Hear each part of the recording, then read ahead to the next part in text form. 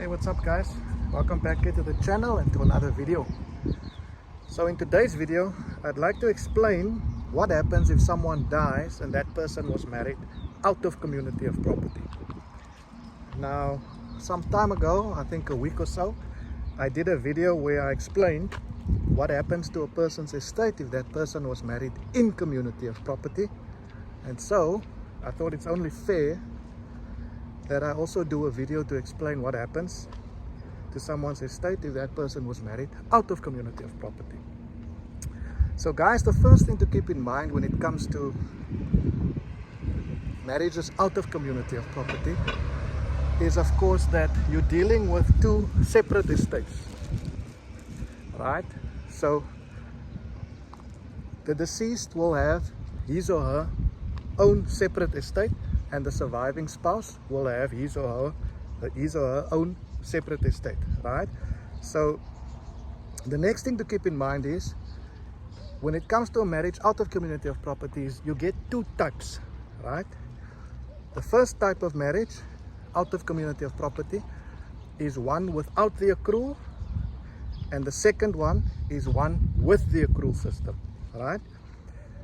Okay, now let's see what happens in the first scenario. Let's say someone dies and that person was married in community of property and without the accrual system. Now guys, for me this is the easiest estate to deal with because you're dealing with a deceased which had a separate estate from his or her spouse, and furthermore there's no claim that the spouse has against the deceased estate by virtue of the marriage with the deceased, right? So for me, this is the easiest estate to deal with.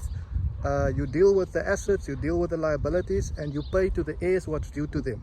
Now, the heirs of the deceased obviously can be either heirs or beneficiaries as nominated in the deceased's will.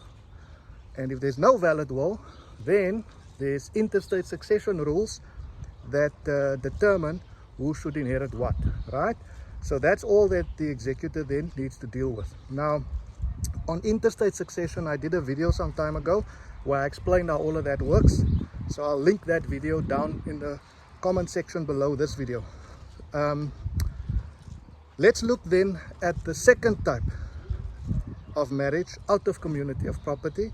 And this is the one where the marriage was out of community of property but subject to the accrual system.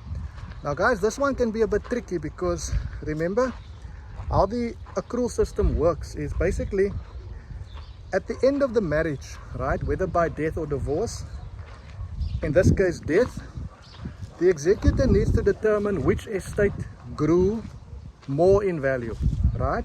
Why? Because remember the accrual system says if at the end of the marriage the one estate grew more than the other one, then the estate with the lesser growth is entitled to half of the difference in the growth of the two estates, right?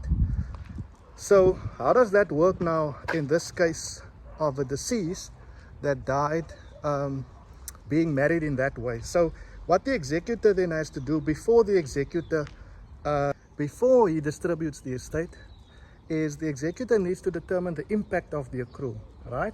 Now that can go one of two ways. The first scenario is the deceased's estate grew more than the surviving spouse's estate, right?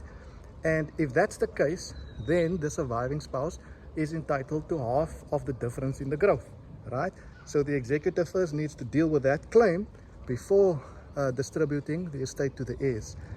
And then vice versa, right? The second scenario is if the surviving spouse's estate grew more in value than the deceased's estate, then obviously the deceased's estate has a claim against the surviving spouse for half of the difference in that growth, right?